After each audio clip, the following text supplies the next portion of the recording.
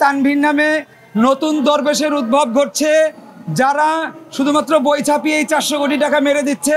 প্রমাণ খুঁজে বের করার দায়িত্ব দুদকের, সেটা আমাদের না। তাদেরকে চাকরি দেওয়া হয়েছে, তারা তথ্যসূত্র খুঁজে বের করবে, প্রমাণ খুঁজে বের করবে। এই কর্মসূচিটা ঘোষণা করার পর থেকেই আমাদেরকে বিভিন্নভাবে পেরেশানি করা হয়েছে, আমাদেরকে চাপ দেওয়া হয়েছে যাতে আমরা এই কর্মসূচিটা না করি। পরিষদের পক্ষ থেকে মার্চ টু দুদক কর্মসূচির মধ্য দিয়ে আমরা দুদকের এই অফিসে এসেছিলাম। আমরা চেয়ারম্যান সাহেবের সঙ্গে দেখা করেছি।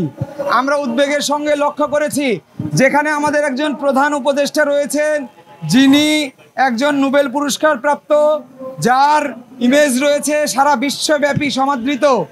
তার মন্ত্রী পরিষদে বা তার উপদেষ্টা পরিষদে যে উপদেষ্টারা রয়েছেন, তাদের পিএস এপিএসরা দুর্নীতিতে জড়িয়ে পড়ছে। এনসিপির বিভিন্ন তানভীর নামে নতুন দরবেশের উদ্ভব ঘটছে, যারা শুধুমাত্র বই ছাপিয়ে 400 কোটি টাকা মেরে দিচ্ছে। এখনো পর্যন্ত তাদের আমরা গ্রেপ্তার দেখছি না।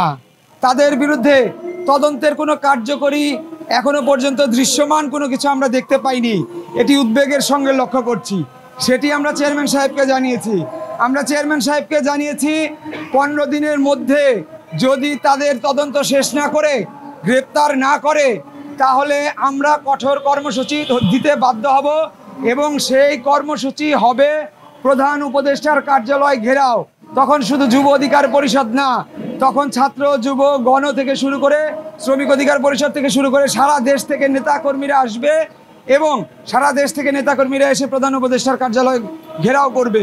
এমন একজন বিশ্ব সমাদৃত প্রধান উপদেষ্টার যে মন্ত্রী পরিষদ, সেই মন্ত্রী পরিষদে বা উপদেষ্টা পরিষদ, সেই উপদেষ্টা পরিষদের পিএসএপিএসরা দুর্নীতি করছে। সেটা তাদের শক্তির উৎস কোথায়?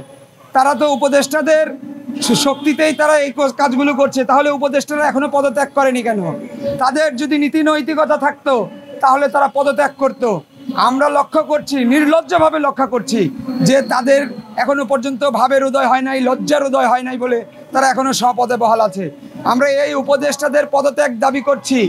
আমরা দ্রুত সময়ের মধ্যে এই যাদের বিরুদ্ধে দুর্নীতির অভিযোগ এসেছে তাদের গ্রেপ্তার দাবি করছি এবং তাদের বিরুদ্ধে কার্যকরী দুদকের ব্যবস্থা গ্রহণ করার দাবি জানাচ্ছি। অন্যথায় আমরা সারা দেশ থেকে নেতাকর্মী নিয়ে এসে আগামী 15 দিন আমরা অপেক্ষা করব। তারপরে আমরা আমাদের কর্মসূচি ঘোষণা করব এবং সেই কর্মসূচি হবে প্রধান উপদেষ্টার কার্যালয় ঘেরাও। সেই উপদেষ্টার আমরা পদত্যাগ দাবি করছি এবং তুহিন ফারাবির গ্রেপ্তার দাবি করছি।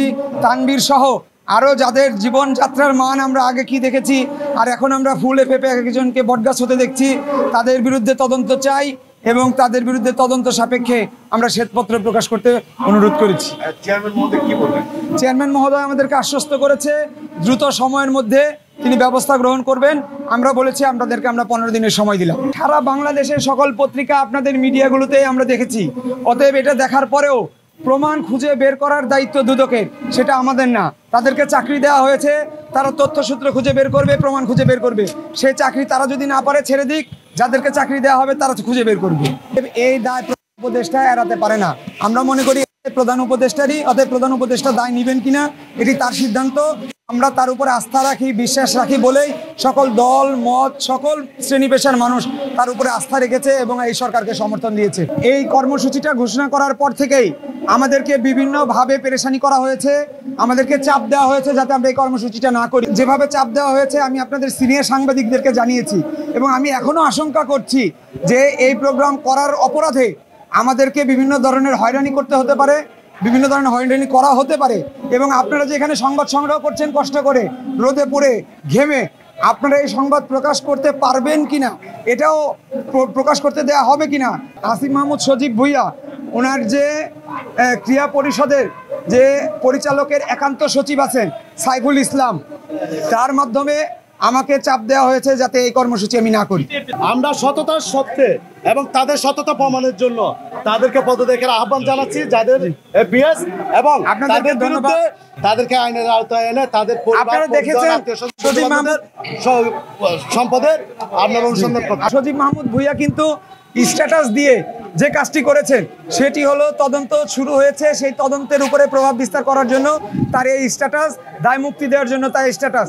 সে একজন উপদেষ্টা হিসেবে এটি পারে না। আপনারা এটিও প্রকাশ করবেন।